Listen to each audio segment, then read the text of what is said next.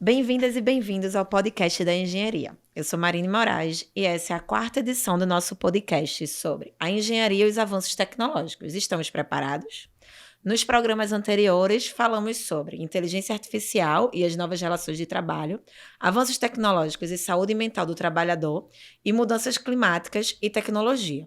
Todos os nossos programas estão disponíveis no YouTube e no Spotify.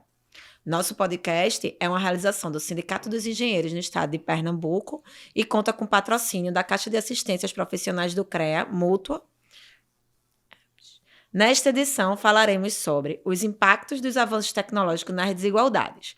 Contaremos com a presença da diretora de coletivo de mulheres da FICENGE, a engenheira química Simone Bahia, e do sociólogo Bruno Batista. Boa noite, gente. Boa noite. E também como comentarista do historiador e engenheiro eletricista Roberto Freire, presidente da FICENGE. Boa noite Simone, boa noite Bruno. Boa noite. Boa noite, Roberto, boa noite Simone, Marine, muito obrigado pelo convite e eu espero contribuir de alguma forma aí para o debate e agradecer a audiência de todos que vão ouvir e assistir a esse podcast. Roberto, vamos começar contigo. Todo avanço tecnológico traz junto uma desigualdade inerente. Como tu avalias essa afirmação? Assim, eu acho que a tecnologia é uma qualquer tecnologia, qualquer uma, que o homem tenha inventado, criado para ajudá-lo, o ser humano tenha criado para ajudá-lo, ele vai causar uma desigualdade, que é inerente do próprio processo de criação.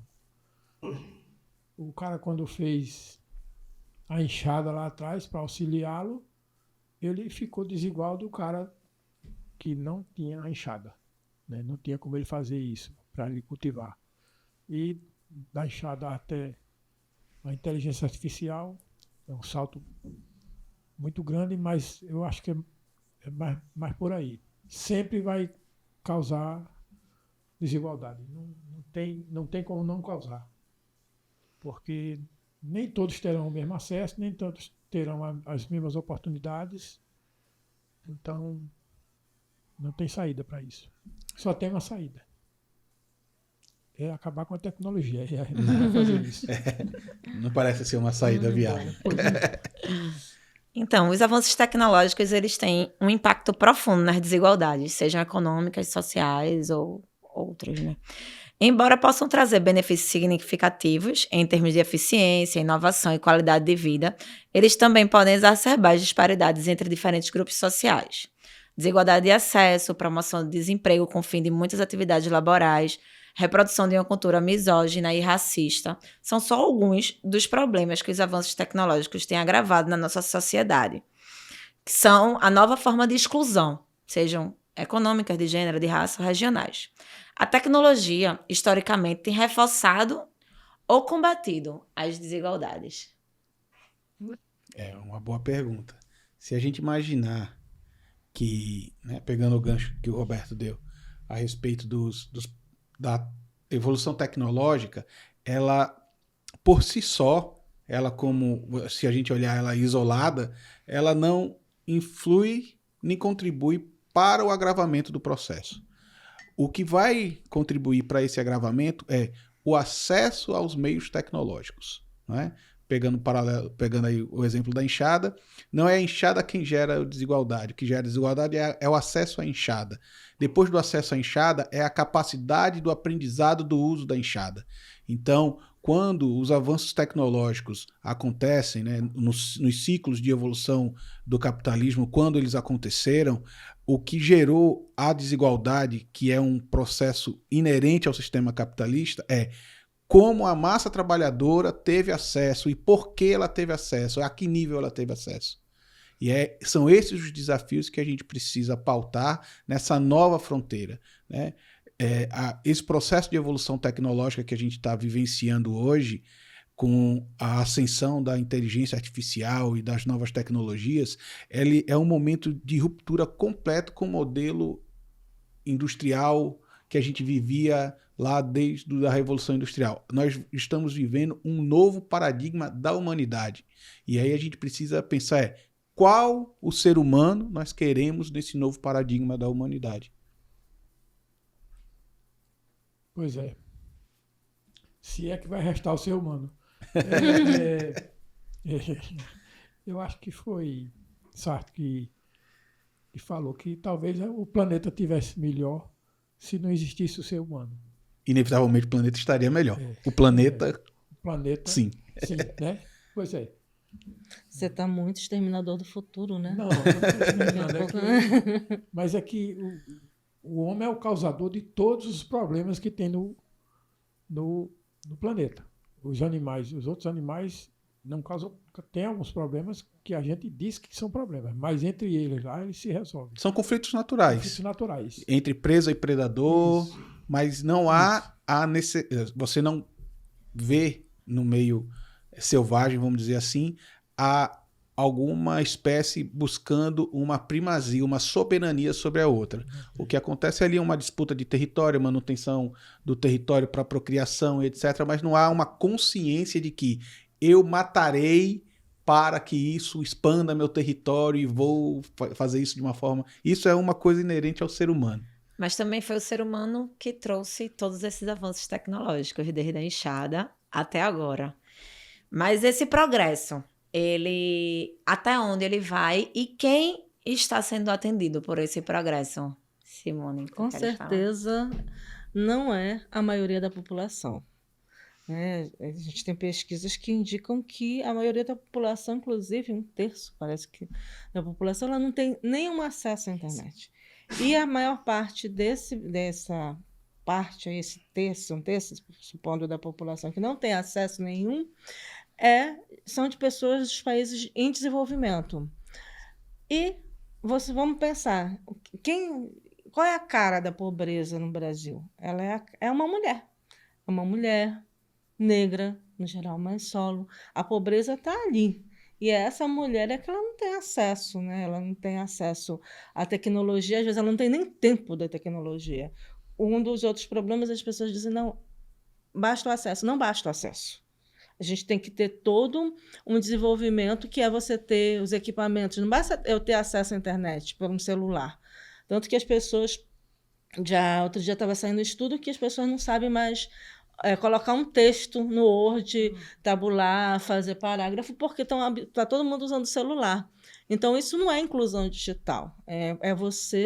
Você dar acesso a algum tipo de informação que está em uma camada específica. Tem os donos da informação, e eles liberam para onde e no momento em que eles querem ir para uma determinada camada. Então, não interessa que uma criança pobre vá ter acesso à internet pleno, vai ter equipamento, vai ter acesso a dados rápidos, né? Que a gente fala agora do 5G, que não funciona direito em lugar nenhum. Outro dia eu pago o cabo, a fibra, e ela não funcionou vários dias.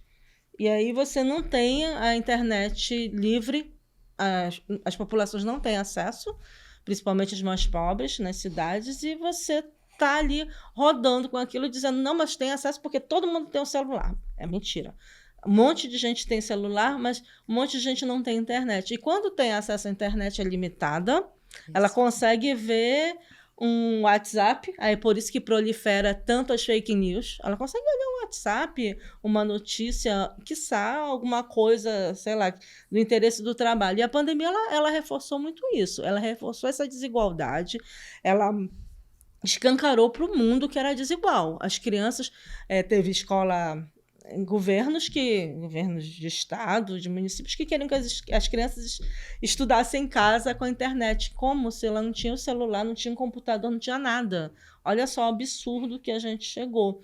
Então, é a cara, né? Mostra que a gente está num mundo completamente desigual em termos digitais, né? De acesso, de tudo. Então, a informação ela continua estando naquele grupo e poder mandando nela, né? Então, esse é o grande problema que eu vejo.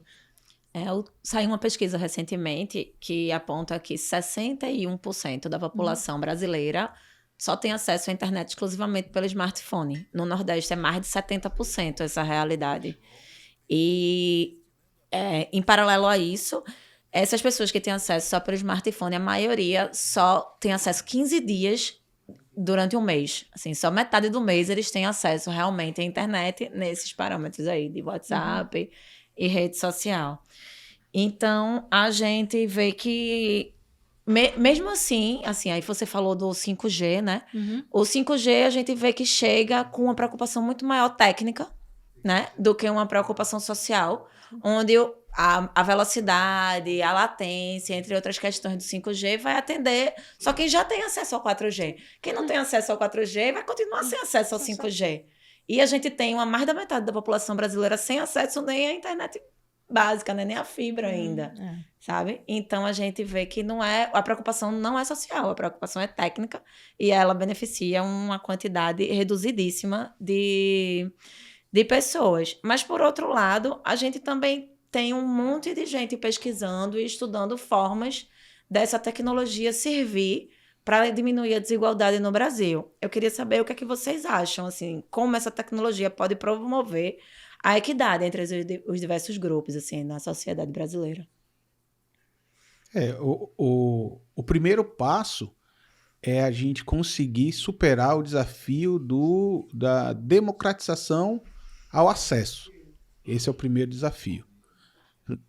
Superado o desafio da democratização do acesso, a gente precisa como é que a gente vai treinar essas pessoas, a capacitação dessas pessoas nos usos tecnológicos. Então, voltando lá no início, primeiro é ter enxada, agora é aprender a utilizar a enxada. E depois saber por que utiliza a enxada. Então, veja, hoje no contexto mundial, quando a gente fala da tecnologia da inteligência artificial, muitas das profissões, inclusive as mais recentes, programador, por exemplo, né? Quando a gente fala de trabalho contemporâneo, a primeira coisa que vem na cabeça do jovem é programador. Mas hoje, você não precisa necessariamente ser um programador para escrever um software. Existem inteligências artificiais que permitem com que uma pessoa com um grau de instrução e uma cognição básica chegue lá e dê instruções à inteligência artificial e o código sai escrito, compilado e rode um programa. Então, o papel daquele trabalhador que iria programar na linguagem, etc. e tal, neste contexto, fica dispensável. Agora a pergunta é, quem vai fazer a pergunta correta ou quem vai alimentar corretamente com os argumentos corretos a inteligência artificial? Então, muitas vezes a gente olha para a inteligência artificial com esse olhar meio de oráculo, mas se você não fizer a pergunta correta ao oráculo de Delfos, ele não vai te dar resposta, né? A esfinge te devora se você não souber decifrar ela. Então, o desafio é como é que a gente vai, primeiro, superar esse gap de acesso, né? Nas regiões norte e nordeste, se comparado ao sul, sudeste do Brasil e até o centro-oeste, é outro país. Sul-sudeste, falando em acesso à tecnologia, sul-sudeste do Brasil é um país diferente do norte, nordeste e parte centro-oeste. Quando a gente fala de acesso à internet, depois de acesso à internet rápida e depois de acesso aos meios tecnológicos de acesso à internet, sejam smartphones, tablets ou computadores. Não é? Quando a gente conseguir superar, como é que a gente vai treinar essa juventude ou até mesmo a população adulta que hoje já está inserida no mercado de trabalho e que de forma muito clara sofrerá com o impacto dessa mudança? Como é que a gente vai capacitar essas pessoas? Quais são as políticas públicas que estão sendo pensadas no contexto municipal, estadual e federal para que pessoas da minha idade, da sua idade, consiga ser treinada? Porque não adianta falar, não, você pega um vídeo no YouTube e você consegue fazer. Nem todos têm a dinâmica da autodidata, de chegar lá e ver o vídeo, pegar um tutorial e aprender. Porque durante todo o nosso processo educacional, nós fomos acostumados com aquela pessoa, tutor, o professor que orienta, que fala.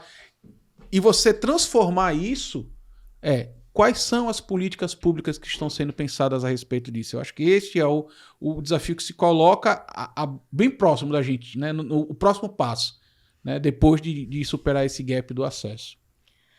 Porque... Desculpa. Não, vá, Simone, por favor. Tem o outro passo, né? Além de você capacitar, você tem que ter um programa de governo para dar subsídio para as pessoas terem equipamento. Porque não adianta dar celular, porque só o celular ele não vai resolver. Ele tem que ter um tablet, um computador, as crianças, para poder realmente, depois de treinado, se desenvolver e poder fazer análise crítica. Senão vai ficar naquela coisa do grupo do WhatsApp, que não vai adiantar nada. Ele só vai ter o acesso para ser mais uma massa de manobra daqueles que mandam no país. Então, mandam no país ou melhor, mandam nos meios de produção. Exatamente. Que mandam nos meios de produção, me corrigindo aí. Que mandam no meio de produção. Então, não basta só ter acesso e treinar. Tem que ter acesso, treinar e você tem que ter o equipamento. O seu computador lá na sua casa. Parece utopia, mas não é. Não é, mas eu acho que a gente tem condições de fazer isso, né? Num país como o nosso. Pode não ser... Aí ainda tem outro detalhe, né? Falando em termos de uso de celulares, o que mostrou na pandemia é que muitas mães elas compartilhavam o celular com o filho para ele poder ter acesso aos conteúdos, né, de escola e afins, ou computador. Eu mesmo compartilhei com a minha filha. Naquela altura, a gente não tinha aquela coisa de cada um ter o seu, né? Só precisava de uma, a gente compartilhava o computador. Então, imagina, num lugar que você não tem um computador, você compartilhar o celular para poder ter acesso a trabalho, a fazer pesquisa, né? Então, a gente tem que pensar realmente em ter subsídios governamentais para a aquisição dos equipamentos. Na verdade, a gente tem gasto bilhões com a evolução, com o avanço tecnológico, e muito pouco tem que ser pensado na educação, né? No básico, assim, de educar essas pessoas para estarem aptas a esses avanços tecnológicos. E, além disso, a gente ainda tem outra questão. Quando fala da inteligência artificial, o que é inteligência artificial, né? Que a inteligência artificial, ela aprendeu com o que existe de conteúdo produzido. E quem é que produz esse conteúdo? Quem produz o conteúdo não, mas quem produz o conteúdo que está lá disponível, que está ensinando, né, a inteligência artificial. A gente sabe que é um grupo de homens brancos de classe social privilegiada. Então, é comum reproduzir isso que a gente encontra na inteligência artificial, essa reprodução. Por exemplo, uma pesquisa que eu vi feita recentemente, se você bota hoje em qualquer busca dessa palavra lésbica mesmo, eles levam diretamente para a questão de pornografia, de filme, assim, de pornografia, de prostituição, entre outras coisas, sexuais. Sabe? Ainda hoje, você pesquisando, você acessa esse argumento. Porque é o banco de dados que ele tem. Porque é um espelho do que a gente chegou a produzir até hoje. Então, um grande exemplo também dessa questão do que está sendo produzido foi um recrutamento que aconteceu alguns anos atrás da Amazon, que ficou famoso, que desfavoreceu as inscrições de mulheres em processos seletivos. Porque para o cargo, para a função, historicamente os currículos eram majoritariamente masculinos. Então, elas foram automaticamente excluídas, porque a recrutação estava sendo feita pela inteligência artificial. Então, a gente levantou alguns pontos, né? Tem a questão do o acesso à tecnologia, o acesso ao equipamento, a questão do treinamento, que é a questão da educação, a questão do que é produzido. Isso tudo gira em torno de uma questão única, que é a questão da mudança de paradigma, porque enquanto a gente tiver acesso a distribuir equipamento, mas a gente estiver pensando inicialmente a servir ao que a gente aos meios de produção que a gente tem hoje, ao capitalismo, ao neoliberalismo, isso tudo, a gente também não muda nada. Não adianta a gente avançar tecnologicamente e não atender e não ter uma mudança de visão. Uhum. Pois é. A questão da ferramenta. A tecnologia é ferramenta. Exatamente. Vai ser ferramenta sempre.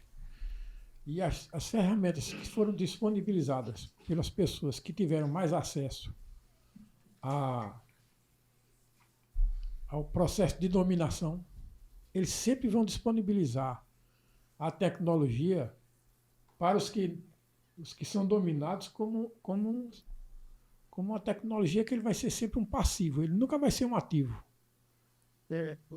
O ativo é o dominante, é o que tem os meios de produção. Então, eu dar um telefone celular ou um computador de última geração para uma pessoa que o processo de educação dele foi comprometido o tempo todo, para ele nunca ter acesso a esse tipo de tecnologia, nem 5G, nem um computador de última geração, nem um celular de última geração, a gente não vai conseguir. Então, as ferramentas disponíveis no mundo capitalista, digo mundo capitalista porque eu considero a China também meio inserida nesse processo, porque o processo de convivência da sociedade lá pode até ser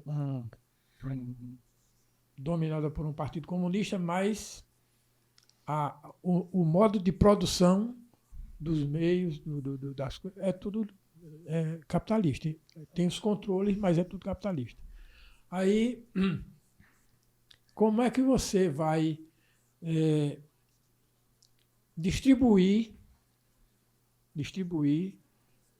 todos os bens de consumo e bens duráveis que você produz, né? Eles têm sempre uma forma de fazer com que as pessoas só tenham acesso a coisas que eles não vão poder usufruir. Mas eles não tiveram, já desde o início, né, do processo de educação deles, eles nasceram, a educação foi insuficiente. Alguns que conseguem dar um salto é que têm acesso a isso tudo. E aí eles entram na turma dos ativos, que vai fazer com que a tecnologia sirva para ele. A tecnologia disponível sirva para ele. Um carro, hoje, o carro tem milhares de coisas disponíveis dentro de um carro, de tecnologia embarcada ali. Mas o que a gente faz? A gente dirige para ir para um determinado lugar, com um pouco mais de conforto, ou então com um pouco mais de forma de fazer com que você chegue a um determinado lugar, porque tem aquele... Tem o GPS, e outras coisas segurança mais. Né? Dos freios e tudo mais. Mas ele... meu carro ele não passa de uma faixa para outra se eu não der o comando, porque se eu não der o comando, se eu for passar de faixa, ele pensa que eu estou cochilando. Ele não deixa fazer isso. Então, tudo está disponível para todo mundo? Não vai estar. Só vai estar disponível para alguns, né? Então, a tecnologia vai estar sempre na mão do pessoal mais embarcado no mundo dos ativos. Né? A turma do passivo vai ter sempre a tecnologia disponível para o que os donos dos meios de produção quiserem. Ele fala hoje que a educação tem que ser uma educação mais voltada para a área tecnológica. Eles dizem isso, né? Os garotos, as pessoas têm que aprender a acessar os equipamentos e a aprender dessa forma, né, que eles entrem num processo industrial, de fazer as coisas no processo industrial com mais facilidade. Mas é só para isso. Não é para mais nada do que isso. Né? Essa pessoa não vai passar desse nível. Eles querem ter o batalhão de pessoas lá disponível para facilitar o processo de seleção dele e ele ter os melhores, os que fizerem melhor esse uso dessas ferramentas. É justamente nesse ponto que eu coloco como os avanços tecnológicos contemporâneos, ele é um momento disruptivo. Porque este pensamento do capitalismo do século XX até do início do século XXI, ele não se confirma no mundo tecnológico avançado. Até agora. Não se confirma. Por quê? Porque boa parte dos trabalhos onde exigiria a formação de um exército de reserva para o tensionamento das relações capital-trabalho, no mundo da tecnologia, com a evolução atual, ele não existe. Não existe. Por quê? Porque hoje é possível, como eu falei, uma empresa que desenvolve software não precisar ter um batalhão de programadores para desenvolver um software. Ele precisa ter 2 ou 3 arquitetos de softwares e as máquinas vão programar, por exemplo, né? Fazendo aí um exagero para a gente poder ter uma visão do que eu estou querendo falar. Outro exemplo, motoristas de veículos. Está a passos, né, firmes a questão do veículo autônomo. Então, com um tempo a gente vai ter um contingente de veículos autônomos. E então aquelas pessoas que foram que optaram de forma forçada ou não, por exemplo, serem motoristas de aplicativo, eles serão confrontados com, poxa, eu estou disputando espaço com quem? Eu não estou disputando espaço com o Marinho, com o Simone. Eu estou disputando espaço com uma corporação que detém um meio tecnológico. Então não interessa para mim o exército de reserva de motoristas, porque eu como capitalista não dependo mais desse exército de reserva, porque eu não tenho mais que lidar com isso. Então, no centro do capitalismo, o debate de hoje é como é que esse sistema vai lidar com uma crescente demanda, uma crescente demanda da população que vai ser marginalizada do meio de produção, mas ainda assim precisa ser consumidora. Isso. Era. Como é que o sistema capitalista vai lidar com essa contradição? Porque é inerente ao sistema capitalista a troca de valores através do mercado. Compra e venda. Para isso precisa ter o vendedor e o consumidor. E o consumidor, até então, se dá a grande maioria é a venda da sua hora de vida, do trabalho pelo salário, e ele vira consumidor de bens e serviços. Como garantir que uma parcela grande da população continue acessando bens e serviços se ela não consegue mais acessar o mercado de trabalho para ser remunerado pelo salário? E não haverá ocupações suficientes. Porque, obviamente, quando se fecha uma porta de um mercado de trabalho, as pessoas, né, vão fazendo as suas demandas e se virando e conseguem, de alguma forma, ter uma renda. Mas isso vai ficar cada vez mais escasso. E o que fazer com esse contingente populacional?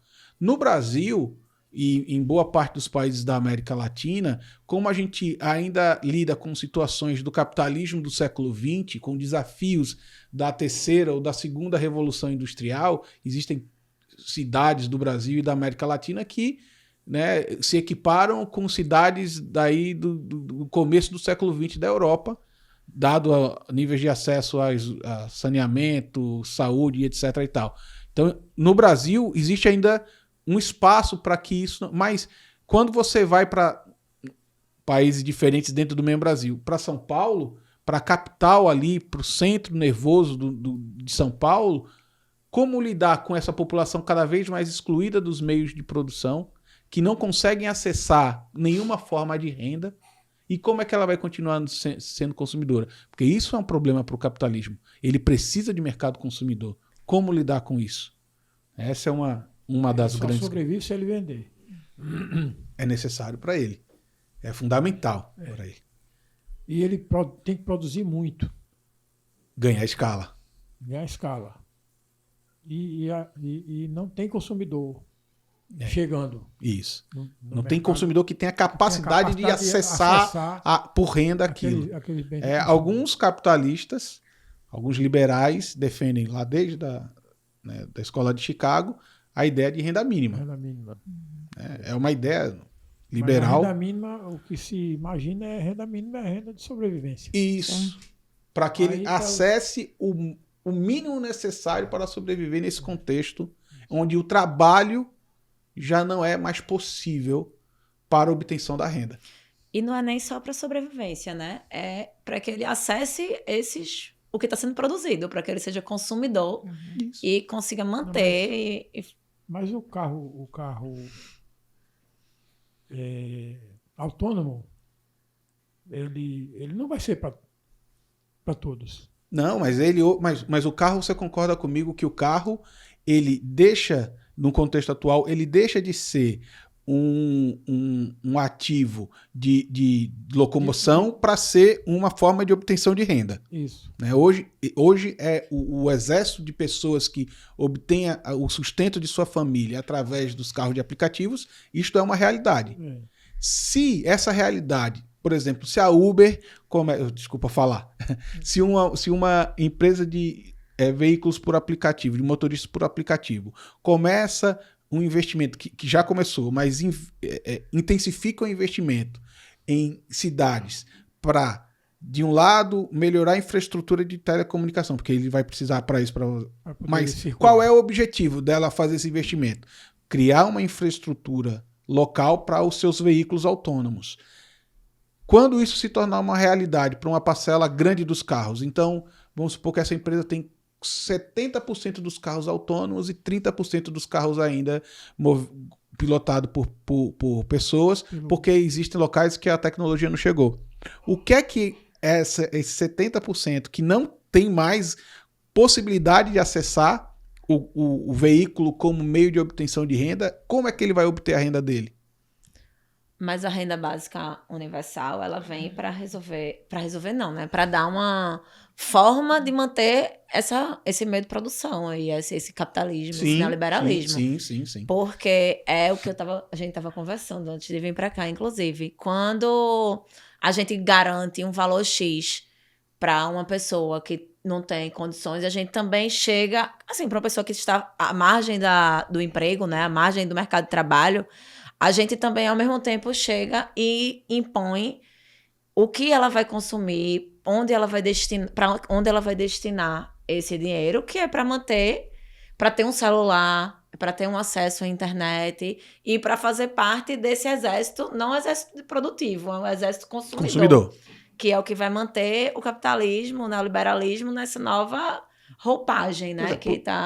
É justamente aí é que você vai entender por que existem pessoas que são os grandes bilionários mundiais que são a favor da taxação de suas fortunas para o financiamento desse tipo de política.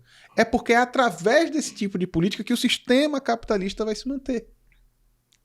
Entendeu? Então, assim, eles estão dispostos vamos colocar em muitas aspas esses dispostos, a serem taxados para financiar este tipo de política, para que mais pessoas consumam, mas consumam o quê? Os seus produtos e serviços. E, por outro lado, a gente tem também a esquerda, que com outro viés e outro objetivo também fala sobre a renda básica universal. Inclusive, a renda básica universal aqui no Brasil tem sido bem discutida, tem o Bolsa Família, que é um modelo também, e outras bolsas. Aqui em Pernambuco aprovou-se recentemente a renda básica para as mães, né? Para as mulheres que são mães.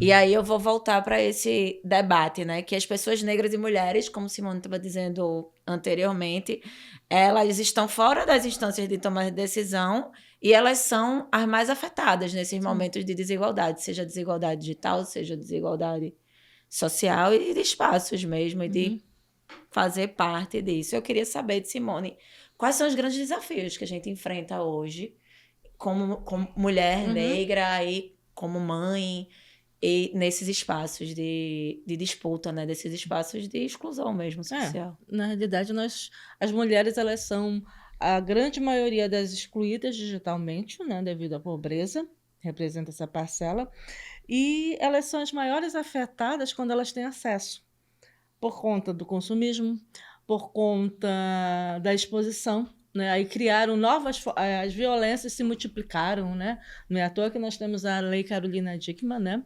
Porque A tecnologia que era para facilitar a nossa vida serve também, mas ela não é uniforme, né? Ela não é para todos e todas. Ela também nos expôs, né? Ela nos violentou, literalmente, porque ela entrou na nossa casa durante a pandemia, durante o home E não office. saiu nunca mais. E nunca mais saiu. E por mais que você convide ela a sair, você não consegue. Né? Isso é um trabalho que nós, dos sindicatos e da federação, nós temos feito. E vamos ter muito trabalho ainda quanto a isso, que é o direito do trabalhador se desconectar. Então, a gente está falando em inclusão, mas a gente também tem a parte da galera que já está incluída e que está sendo... É uma nova forma de exploração. O capital usa a tecnologia para te explorar, porque você nunca mais desliga. Isso. Né? Então, nós temos que ter... olha só as violências e as derivações que a gente tem da questão da inclusão, da falta de inclusão. Né? No caso de quem está incluído, está sendo cada vez mais explorado, porque você não consegue mais desligar. E é uma coisa que, inclusive, na engenharia, a gente tem que ter muito cuidado, e nós temos que cada vez mais discutir isso, porque muitos de nós, engenheiros e engenheiras, da área de tecnologia como um todo, nós somos gestores. É um coordenador, é um gerente, é um diretor, etc. E a pessoa, muitas vezes, ela não observa que ela está mandando um WhatsApp para o funcionário 10 horas da noite. Então, a nossa carga horária parece que nunca desliga. Né? E aí a gente tem que colocar nos acordos isso muito explicitamente, né? Falar de desconexão, falar que tem que ter o celular. O meu celular não pode ser o do trabalho, o trabalho que se quer, então... é o celular do trabalho, ele vai ser desligado quando acabar o trabalho. Né? Então, a gente está tendo isso, que é diferente do sobreaviso. Né? Muita gente está confundindo com sobreaviso. Não, mas não é, o sobreaviso é pago, você sabe que você vai ser chamado. O índice de ansiedade nos trabalhadores aumentou muito, porque você fica ali e você fica esperando, porque o teu chefe pode te chamar a qualquer momento. E não é o sobreaviso, porque você não sabe se vai ser chamado ou não. Né? E não recebe para isso. E não tem mais uma jornada tripla, né? Na verdade, hoje as jornadas estão todas embaralhadas e misturadas. Você não pode estar com seu filho, sei lá, num parque, em algum lugar, porque você tem que estar disponível para a sua chefia. Isso é um absurdo. E eu falo que a gente, engenheiros, porque nós temos muitos cargos aí de chefias menores até, que fazem isso. Então, a gente tem que estar falando o tempo todo disso, até para a gente se policiar para não fazer. Né? Isso é um dos problemas. E para quem não está incluído, né, para as mulheres que não estão incluídas, é essa forma de acesso através do celular somente, que não nos dá opção de maiores conhecimentos, de discussão, de uso de ferramentas, é um problema sério.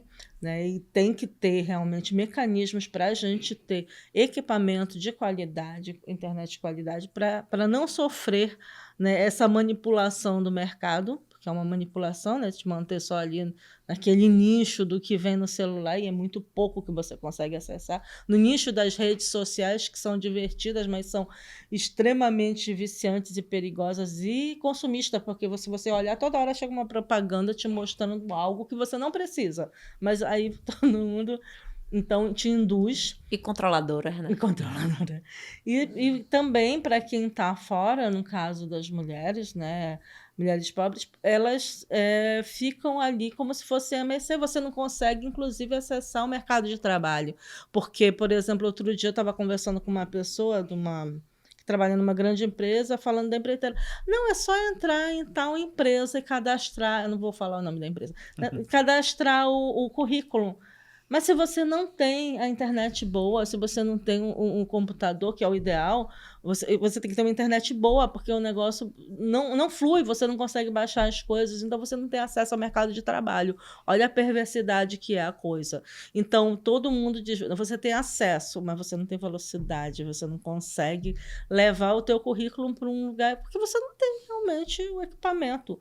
E parece besteira, né, quando você faz... Não, todo mundo tem acesso. Não, é mentira, nem todo mundo tem acesso.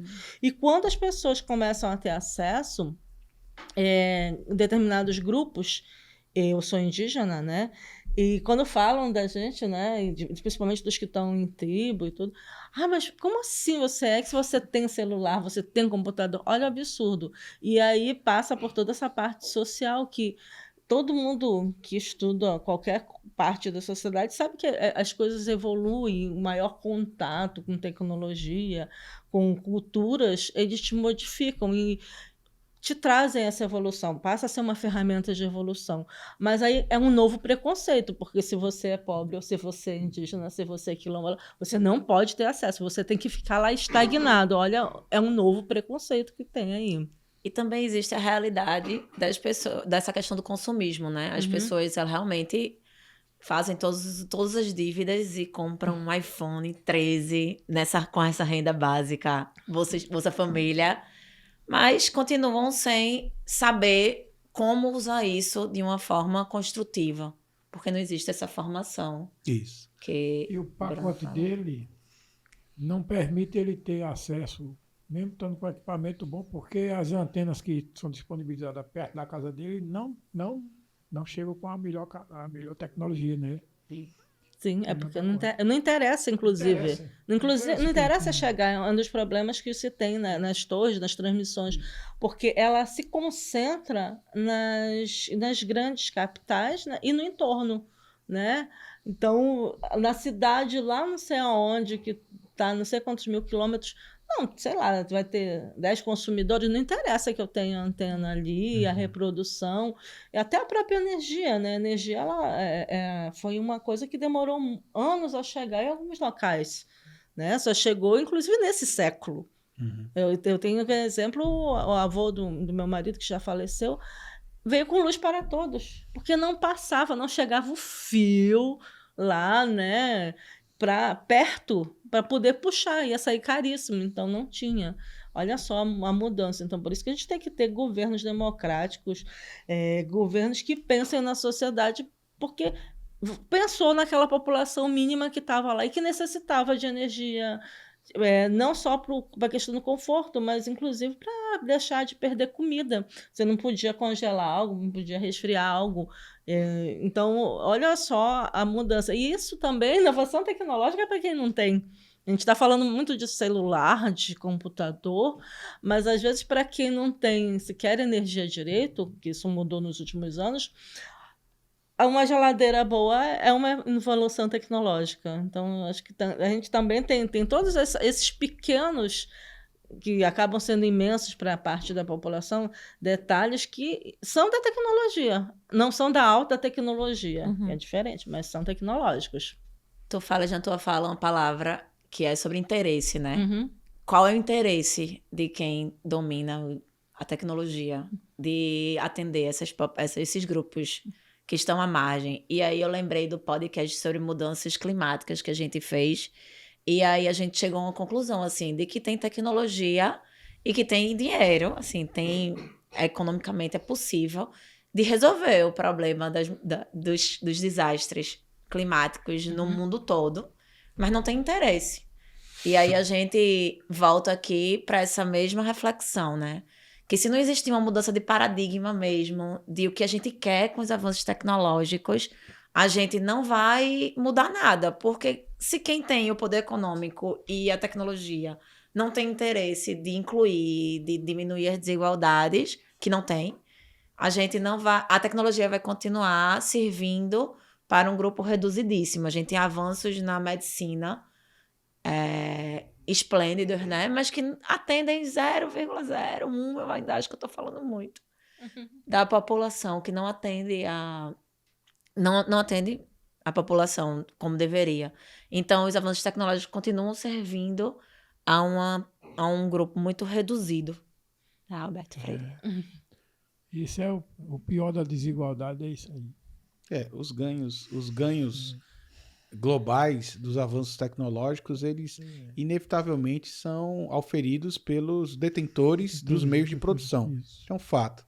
E todos os ganhos marginais que acontecem através dessas evoluções tecnológicas só são garantidos, e isso você pode consultar em todo o processo histórico do século XX e do início do século XXI, todos os avanços sociais que tiveram como base os avanços tecnológicos só foram possíveis através do Estado, da participação estatal e da disputa social pelos espaços estatais.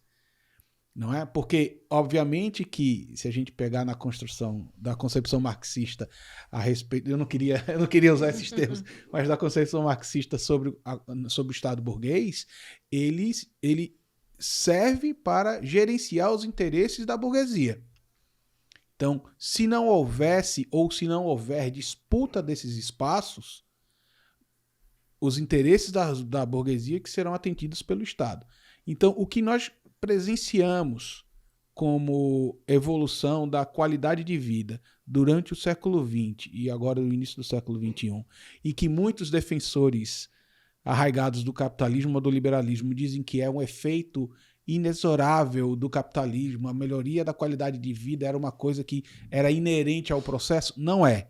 Ela se deu por uma disputa do poder dos estados, por dentro do poder dos estados democráticos, e na disputa dos movimentos sociais dentro desses estados, pressionou pelas evoluções. Agora foram ganhos marginais. Por quê? Nunca se construiu uma concentração de renda tão grande quanto se tem hoje. E aí alguém pode comentar ou pensar, mas no passado lá na Babilônia ou lá na Etiópia. Não estou falando do estado do capitalismo moderno, século XX, século XXI. A concentração de renda é uma realidade do atual sistema capitalista e ela vai se aprofundar. E qual é o único elemento capaz de diluir essa concentração? São estados poderosos. Veja, não são estados totalitários, são estados empoderados, que tem dentro deles os movimentos sociais pressionando para que os ganhos marginais tragam evolução na qualidade de vida das pessoas. Porque senão nós vamos ter um aprofundamento das desigualdades sociais e econômicas. E é importante a gente destacar que nem sempre desigualdade econômica se reflete em desigualdade social. Por exemplo, uma cidade que tem uma renda per capita X, ela pode ter um baixo desigualdade social, mas uma grande desigualdade econômica comparado a uma outra cidade que vai ter uma renda per capita maior. E vice-versa. Então, o que nós estamos tendo hoje é cada vez mais pessoas tendo acesso aos bens e serviços, seja por um endividamento, seja por uma obtenção de crédito, seja por obtenção de renda. Elas estão reduzindo suas desigualdades econômicas. Então você tem uma classe média que acessa aí seu iPhone 15 e acha que com isso está inserido num contexto global da produção. Mas se uma mulher negra acessa e tem esse telefone, a primeira pergunta que alguém pode fazer de uma forma velada ou até num grupo é: como foi que ela conseguiu comprar esse telefone? Exatamente. Isto é uma desigualdade social, porque não vê a possibilidade dessa pessoa acessar esse bem econômico, né? Que equipara esses grupos sociais. Ah, você tem um iPhone 15, eu também tenho um iPhone 15.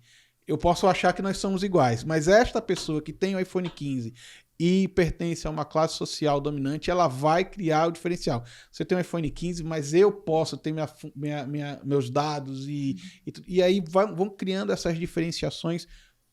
E a única forma da gente conseguir reduzir esse aprofundamento são com estados poderosos que têm dentro deles um espaço democrático de disputa e conquista, porque senão as corporações vão cada vez mais ocupando os espaços. E você vê, por exemplo, estava vendo ontem, foi aprovado na Assembleia Legislativa do Paraná,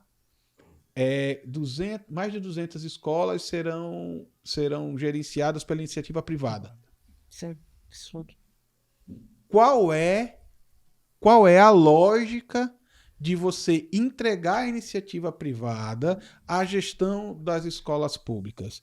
Você tem dois caminhos. Ou você está assumindo a sua incompetência quanto Estado de garantir este direito do cidadão e este dever do Estado garantido na Constituição, certo? Então, ou você está assumindo a sua incompetência, ou você está tentando atender aos interesses de algum grupo econômico. Porque não é uma verdade absoluta de que a iniciativa privada por si só atende melhor os interesses. Não é verdade.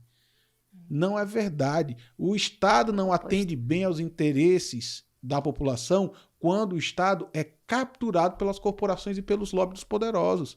Quando ele é capturado, os interesses sociais são esquecidos. Quando a disputa perde, quando o movimento social perde a disputa, acabou. É o que aconteceu no Paraná.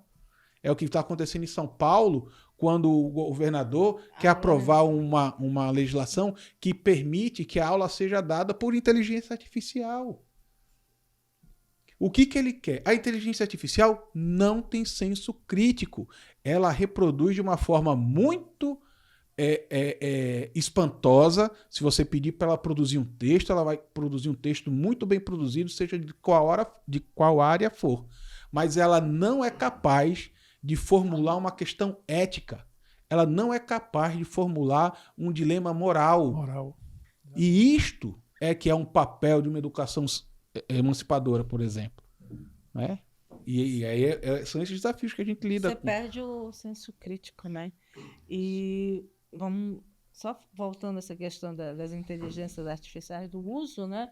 E reforça o machismo, a misoginia, o racismo. Por quê? Porque você pode ir lá trabalhar o conteúdo completamente racista. Você pode excludente da mulher, você pode fazer o que você quiser, e isso é péssimo, né, para a sociedade, porque é o que vai nortear o futuro, né? Os futuros profissionais vão estar sendo norteados por um mecanismo que não é democrático, não é universal, não privilegia todas as classes, todas as categorias e todas as pessoas. E isso é muito preocupante e a gente espera que não aconteça, né, as aulas lá por inteligência artificial, porque você imagina, vão criar uma coisa que... Eu estava numa discussão de sindicalistas, uma pessoa na República Dominicana, ele disse que criaram uma IA, que ela conta, é uma apresentadora de TV, ela conta piada, inclusive. A única diferencial é que ela ri assim, né? Ela ri sem... E o que aconteceu? Reforçou padrão de beleza, machismo. Por quê? Porque ela é loura, de olhos azuis, curvilínea e branca, e reforçou tudo isso. Então, a inteligência artificial, ela é a reprodução. Então, eu penso que também a gente tem que ter, inclusive, mais mulheres criando, né, programando nessa área de tecnologia para esses conteúdos, né, para os algoritmos, porque se a gente não tiver essa visão, sempre vai ser a do homem, como você falou no início, do homem, né, cisgênero, é a manutenção branco, de privilégios, né? Sim.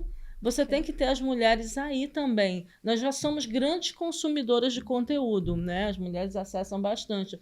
Mas a gente tem que estar também na produção. E eu não estou falando de conteúdo de TikTok, de WhatsApp, de sei lá, de qualquer dessas redes sociais. A gente está falando de conteúdo e a programação realmente das coisas, dos algoritmos que vão influenciar, né? A gente vai deixar de ter, talvez, essa criatura, né? E lembrando que tem todo o multiverso agora também, que é outra discussão, que é altamente restrito a grupos, né? Alguns tentam usar e você...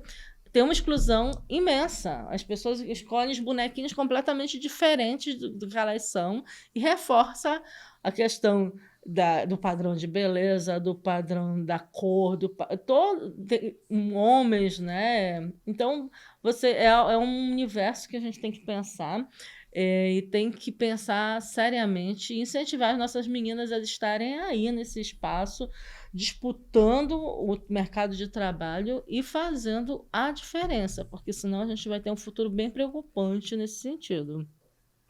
Já estamos, né? Chegamos nesse futuro preocupante. Já chegamos. Eu acho que a gente não tem saída, mas eu não vou... Dentro do sistema capitalista, a saída é complicada. Não tem. Eu já disse isso várias... Já é a quarta vez que sobre o capitalismo não tem saída. O que eu ia perguntar para vocês agora, para a gente encerrar, seria isso, assim, a gente tem muita informação, tem muita tecnologia, não é problema técnico, né? Não é problema tecnológico, e tem uma desigualdade cada vez mais gritante, e assim, o que a gente pode fazer? Para onde ir? O que caminhar? A gente já entende que tem que ter um Estado forte, que a saída está por políticas públicas, por incentivo a mais mulheres na programação, no desenvolvimento, enfim. Mas a saída, assim, a solução para isso, qual a solução que vocês pensam que pode ter para a gente diminuir essa desigualdade social? Social, econômica, de gênero, racial? Deixa eu dizer primeiro. Eu acho que sobre o capitalismo não tem. Porque também é o seguinte.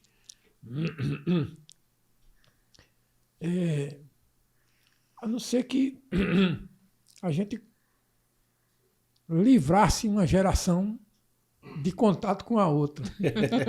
Não tem como a gente fazer isso, né? Não tem como a gente fazer isso, né? Criar um vácuo aí, né? Fazer uma garrafa térmica. Tá. Para poder livrar. Porque o Nicolau diz que o universo que existe, Nicolau diz, é o que está no nosso cérebro. É o que está no cérebro de cada um. E não dá para limpar. Não dá para tirar. Não dá para... Como é que você vai conseguir fazer isso? É uma coisa muito complicada. Não é uma coisa fácil. Né? E eu me lembro quando eu falei com você quando a gente vinha, que eu era diretor da CEAL, uma companhia de energia aqui em Alagoas. E a gente foi inaugurar Todos com a Luz lá, numa comunidade. Uma comunidade que tinha 200 casas. 200 casas. E por que não tinha energia lá nesse local? Com 200 casas. Não foi porque a companhia de energia não quis colocar, não. Foi porque o dono da terra não permitiu. Não permitiu. Porque o dono dos meios de produção é quem diz o que cada comunidade, o que cada pessoa, ou pedaço da sociedade que é subserviente a ele. O dono do engenho, no passado, o dono do engenho da usina, ele tinha uma venda lá, uma coisa, onde o cara trabalhava para ele e depois ia consumir lá na venda dele. O mundo hoje é essa reprodução. Do mesmo jeito, a gente consome as tecnologias que ele coloca à disposição da gente, e a gente pega o dinheiro da gente e devolve para ele. É isso que é feito, ao fim e ao cabo. Né? Quer dizer, sobre o capitalismo, eu acho que não tem saída. Agora, concordo com você disse que o Estado forte. O Estado forte.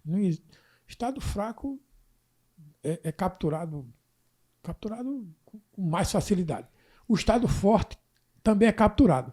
Mas, assim, tem uma luta interna lá dentro dele que pode fazer com que ele seja melhor administrado e reduza as desigualdades, reduz os danos. Os danos, não é nem a desigualdade, reduz os danos, né, causados pelo sistema. Mas, assim, é uma luta muito difícil, intensa, contínua, né? Não pode cochilar, é permanente. A luta das mulheres. A luta das mulheres, o que eu já estudei sobre as mulheres, o que elas fizeram, a gente acha que tem um avanço enorme, né? Mas se cochilar, volta tudinho. Basta ver o que a comunidade não, o que a religião, o que os neopentecostais têm feito. Né? Isso é uma tragédia para uma comunidade, para um país, para um pedaço do planeta. Isso é Quando a gente envereda por essa perspectiva... Pois é, aí é que a gente vê mais dificuldade ainda. E esse pessoal está fazendo isso, sabe com quê? Com tecnologia. Isso. Tecnologia que a gente acha que está disponível aí para melhorar a vida das pessoas. E é exatamente o contrário. Exatamente o contrário. Por isso que eu sou pessimista, mas eu estou aqui para lutar. Eu estou no mundo para lutar, achando que a gente vai conseguir fazer alguma coisa ainda. Eu não vou ver muita coisa, claro. Envolver muita coisa. Mas a nossa organização, eu penso que seja a única forma, além do Estado forte, né, que é obviamente, de a gente conseguir minimizar alguma coisa, né? Eu acho que a gente tem que trabalhar no momento, agora, inicialmente, a redução dos danos. E depois você realmente mudar algo. Mas no momento tem que reduzir os danos, a gente não tem que deixar avançar. E a gente só consegue isso com organização. Organização social, organização sindical e com discussão. Porque quanto mais pessoas entenderem a importância de se discutir isso, de regulamentar, de democratizar, de incluir mulheres, negros, inclusão como um todo. Não estamos falando só desses grupos, eu falo muito desses grupos porque eu pertenço, né? É uma questão de pertencimento. Porque as pessoas precisam, inclusive, se ver, né? Eu preciso me ver lá no multiverso, eu preciso me ver na tecnologia. É importante para eu poder saber que eu posso estar lá. E isso a gente tem que fazer um trabalho muito forte com os jovens também sobre isso, essa discussão. Acho que o que a gente está fazendo aqui é importante. Você discutir, você levar o assunto, mas é uma iniciativa. A gente tem que ter centenas de iniciativas nesse sentido, para a gente poder realmente estar discutindo e para mais pessoas entrarem nessa discussão. Né? Porque muita gente não vê nem a importância de você estar discutindo esse tipo de coisa. Né? Ah, não, mas a tecnologia é ótima. Não, eu tenho que discutir como, para quê e para quem ela está. Então, essa é a nossa tarefa. Ela é árdua, ela é difícil. Talvez eu também não veja, mas a gente não pode desistir. E essa organização que vai garantir o Estado forte também, né? Sim. O Estado é a melhor invenção do ser humano. É o que busca, de alguma forma, né, reduzir as desigualdades, né? Tenta equalizar. É uma perspectiva que eu tenho conversado com muitos amigos a respeito, né, do papel do Estado contemporâneo. Né? Dado que o capitalismo está passando por um momento disruptivo, o Estado, né, dentro da democracia burguesa, ele precisa também passar por esse repensar, né, do seu papel. E experiências no centro do capitalismo, como na União Europeia e em alguns países, principalmente países nórdicos, mostram que estados poderosos, né, estados fortes e poderosos, com a participação dos movimentos sociais, sejam eles organizados em lutas de classe, sejam eles orgânicos como associações de bairro e tudo mais, parece ser um caminho para reduzir a desigualdade no sistema capitalista. Resolve a questão? Acredito que não.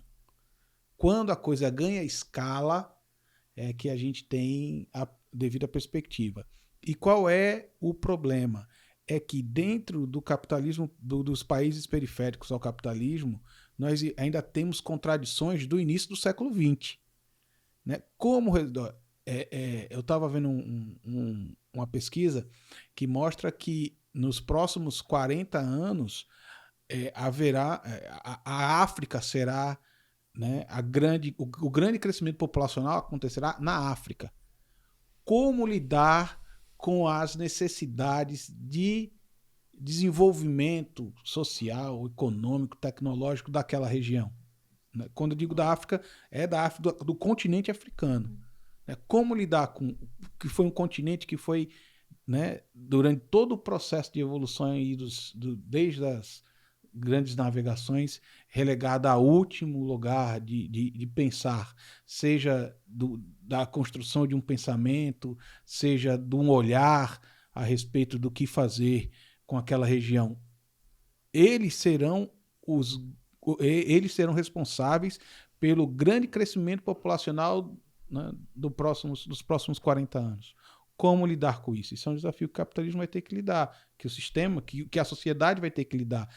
E eles estão saindo de muito lá atrás. Eles não é um problema de como resolver o problema do Brasil, que está na metade do caminho. É como resolver o problema do continente africano, que está no começo do caminho. Né? Existem alguns bolsões de crescimento tecnológico, de crescimento econômico, ali Angola, né, Congo, algumas cidades e tal, né, principalmente Angola, o caso do petróleo e tudo mais, mas e o grande contingente populacional, como lidar com isso? Né? Então, eu acho que eu não me coloco como um pessimista, né, mas vou usar a frase do Ariano Suassuna, que eu sou um realista otimista. Que eu espero ver mudanças, é porque a gente precisa colocar na perspectiva histórica. Né? Quando a gente coloca a coisa em perspectiva histórica, realmente a construção não tem que ser para mim, né? Tem que ser para uma geração. Você viu transformações sociais que pareciam impossíveis na escuridão que foi, por exemplo, a ditadura militar no Brasil. Mas elas aconteceram. Elas vão acontecer. O que acontece é que nós precisamos preparar gerações que estão vindo a permanecer na luta, porque é uma construção cotidiana, é uma construção que requer um esforço de quem está passando o bastão para não deixar a desilusão, às vezes, né, da realidade, que a realidade dura, é complexa, que essa desilusão desencante, desanime. Se apodere. Exatamente, porque realmente, por vezes, dá vontade de você desistir e falar: não vai mudar, eu não vou ver essa mudança, deixa pra lá. Quem vier para frente, que lute. E eu acho que o nosso papel, já que essa foi a provocação, que o nosso papel é isso, né? É instigar as pessoas a continuar na perspectiva de que, olha, é necessário pensar que nós somos trabalhadores e, como trabalhadores, nós precisamos defender os interesses dos trabalhadores, que não são necessariamente os mesmos interesses do patrão, dos detentores do meio de produção. Podem haver interesses em comum, mas no cerne da questão não são interesses comuns. E nós precisamos defender os nossos interesses. Como nós vamos defender esses interesses? De que forma nós vamos nos organizar? O sindicato hoje já não me representa. Ok, mas como então? O que é que pode ser feito? Que organização você vê? Que tipo de organização? Você é organização, uma cooperativa de trabalhadores, mas inevitavelmente, que também é uma provocação para todos que estiverem nos vendo e ouvindo, procure em qualquer momento histórico da humanidade, oriental ou ocidental, todas as transformações aconteceram por lutas coletivas. A ideia do individualismo exacerbado, ela é uma ideia que tenta minar a força coletiva da luta. Todas as transformações, todas as revoluções foram construções coletivas. Então nós precisamos pensar coletivamente. Se o sindicato não me representa mais como uma entidade de formação coletiva, quais são as alternativas que nós temos? Porque não adianta pensar que sozinho eu vou conseguir construir uma alternativa para sair dessa situação. E a saída apresentada por Bruno, ela vem parecida com as dos outros temas, né, que a gente debateu, que a sua coletividade e a formação, né, a educação básica que vai fazer a gente ter avanços e permanecendo atento e forte, né, sim, Simone? E assim a gente chega ao fim, ao nosso podcast. Eu agradeço muito, Bruno, Simone, Roberto, a presença de vocês. Foi excelente. A gente fica com várias reflexões, que eu acho que o objetivo nosso é promover essas reflexões e registrar e guardar. Mas seguimos, o nosso podcast vai estar no Spotify e no YouTube do Sindicato dos Engenheiros. E lembro mais uma vez que nosso podcast é patrocinado pela Mútua, que é a Caixa de Assistência aos Profissionais do CREA. E é isso, assim, agradeço e encerro aqui um pouquinho a nossa discussão. Obrigada. Obrigado, pessoal. Boa noite. Tchau, tchau. Obrigado.